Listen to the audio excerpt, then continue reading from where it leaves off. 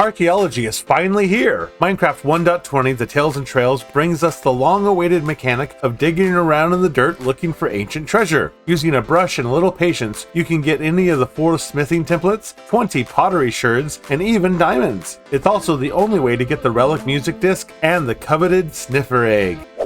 First of all, let's discuss the loot and how it generates. All of the blocks of sand or gravel in a dig site have a chance to generate as suspicious sand or suspicious gravel, and each site has its own loot tables, while the trail ruin has 2 different loot tables, but we'll just cover that when we get there. Most of the loot tables have a fair amount of quote-unquote junk items that, of course, you could use, but not what you came here for. For this tutorial, I'll only be listing the good loot and putting up a number of how many junk items are on the loot table. Also be aware that if a sus block falls, it will break the item inside and become a normal piece of sand or gravel. So make sure to dig from the top down so you don't lose any loot. Also, each location has its own unique pottery sherds, so if you want all of them, you're going to have to be digging in several locations. Now, let's talk about the gear that you'd want on this adventure. Besides your standard tools, armor, some torches, and food, you're going to need a brush, a shovel, and I recommend a bed. If you're heading to any of the ocean sites, I would bring some doors, a shield, and a boat. You can place the doors on the floor of the ocean to have a place to breathe. Of course, respiration, potions of water breathing, and night vision, or even a turtle helmet would all be good items to add to that list. I think archaeology will be a great argument to use bundles if you have them on your server, or if you enabled them in the experimental features before you created your single-player world. All of the items you'll be getting will be stackable, so plan on having a bundle to keep all the good loot in. You could even put a brush in your offhand and shovel in your main, so you can right-click to use the brush and left-click to use the shovel. So when you're brushing away, the item will slowly start to emerge from the block until it drops. If you see an item you don't want, simply stop brushing and use your shovel. This will break the sus sand or gravel and simply give you the regular version of that block.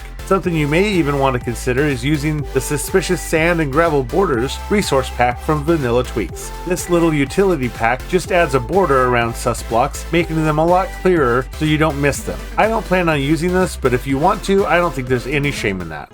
First up, we're headed to the desert to look for desert wells and desert pyramids. On your way, if you have a carrot in your offhand, you can separate some bunnies from their hides to get some bundles. That is, if you have the resource pack. Once you spot a well, you'll simply find some sus sand under the water. It only generates 1 to 2 layers deep, so don't waste too much time here. It also has the smallest loot table, only providing a couple of pottery sherds. The desert pyramid, on the other hand, always has good loot. That is, if you can prevent blowing it all up. Some, but not all of them, have these little sand pathways in the floor. If you see this, it means you have some bonus treasure. Go ahead and dig around in there. It's the only site that provides diamonds. Simply follow the pathway as you excavate it and provide a nice set of stairs down. As a bonus, if you hit the like button on this video, I guarantee a 10% chance of finding diamonds while digging in every temple you go to. The next 2 sites have a large variation in how they generate, and you're going to want your scuba gear. Remember, when you're boating around, to keep a sharp eye out for the drown mob. If you see some of these waterboarded zombies near you, there could be an ocean ruin nearby.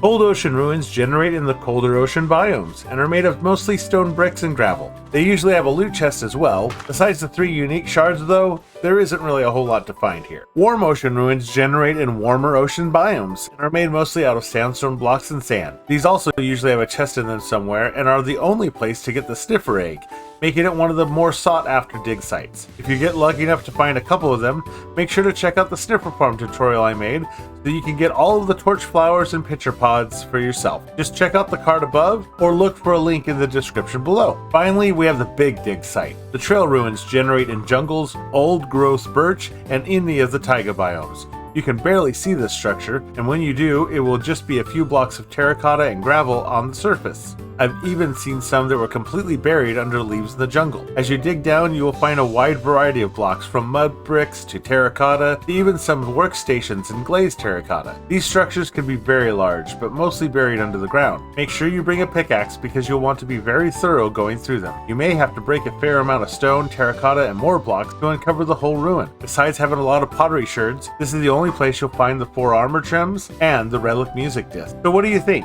Let me know in the comments if you're excited to head to an archaeology site like Dr. Alan Grant and see what you can dig up. I'm looking forward to doing this on Autocraft Season 4 starting real soon. I'll be making episodes with 15 of my friends, and I plan on streaming some of the fun right here on YouTube. So make sure you're subscribed or you might just miss it. And until next time, please play responsibly.